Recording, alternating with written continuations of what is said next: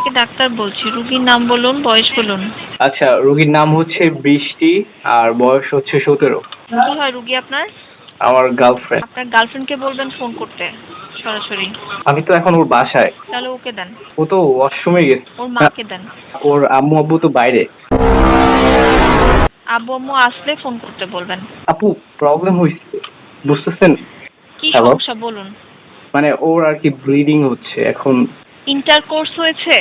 না, আমি তো আপু আসলে এটা বুঝতেছি না, কিন্তু ওর অনেক ব্যথা হয়েছে তো, তারপর আর কি মানে এখন অনেক রক্ত পড়তেছে আপু। যদি অতিরিক্ত ব্লিডিং হয়ে থাকে, যদি কোথাও ক্ষত হয়ে যায় থাকে, সেই ক্ষেত্রে হাসপাতালে নিয়ে যেতে হবে, ঠিক আছে? আর যদি সেটা না হয়ে থাকে তাহলে এমনিতেই ঠিক হয়ে যাবে। এটা তেমন কিছু হবে না, না মানে আপেল কাটতে গিয়ে হাত কেটে গেছে একটু, হ্যাঁ, তো বেশি ক্ষত হয় নাই।